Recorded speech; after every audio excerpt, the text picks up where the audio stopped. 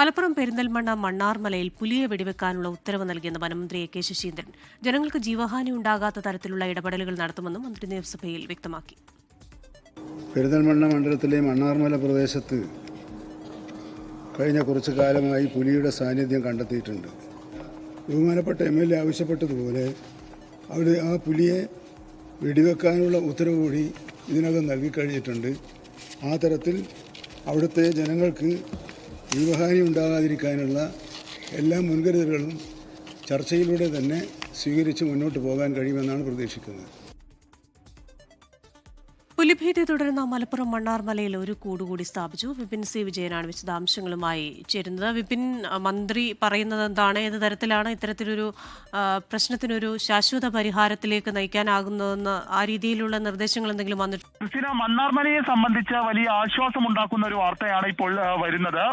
ഈ പുലിയെ വെടിവെക്കാനുള്ള ഉത്തരവ്, മയക്കുവെടി വെക്കാനുള്ള ഉത്തരവിൽ തന്നെ വ്യക്തമാക്കിയിരിക്കുന്നത്. നജീബ് കാന്തപുരം MLA ചോദ്യത്തിന് മറുപടിയായാണ് ഇത് പറഞ്ഞിരിക്കുന്നത്.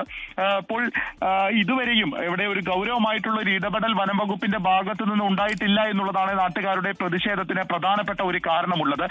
കാരണം ഏകദേശം ഒരു 6 മാസമെങ്കിലുമായിട്ട് സ്ഥിരമായിട്ട് ഇവിടെ പുലിയെ കാണുന്നുണ്ട്. നാട്ടുകാർ സ്ഥാപിക്കുന്ന ക്യാമറയിൽ ഒരു 15 തവണയിലേറെയെങ്കിലും ഈ പുലിയുടെ ദൃശ്യങ്ങൾ പതിഞ്ഞിട്ടുമുണ്ട്.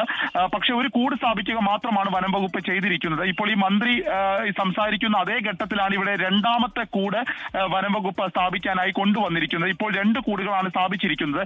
ഈ കൂട്ടിൽ പുലി അകപ്പെട്ടില്ല എന്നുണ്ടെങ്കിൽ പിന്നീട് മയക്കുവെടി വെക്കാനുള്ള നടപടികളിലേക്ക് കടക്കും എന്നുള്ളതാണ് ഇപ്പോൾ DFO വ്യക്തമാക്കിയിരിക്കുന്നത്. അതിന്റെ ഭാഗമായിട്ട് DFO ഉൾപ്പെടെയുള്ളവർ ഇന്ന് ഉച്ചയ്ക്ക് ശേഷം ഈ മണ്ണാർമലയിൽ എത്തുകയും അവിടുത്തെ ഒരു പാരിസ്ഥിതിക സ്ഥിതി മനസ്സിലാക്കുകയും ചെയ്യും എന്നുള്ളതാണ് നമുക്ക് അറിയാൻ കഴിയുന്നത്.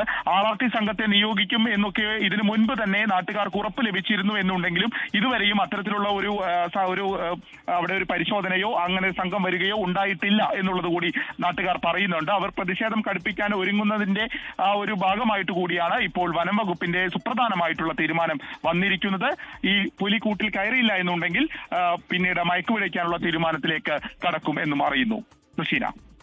ശരി, വിപിൻ സി വിജയനാണ് വിശദാംശങ്ങൾ നൽകിയത്.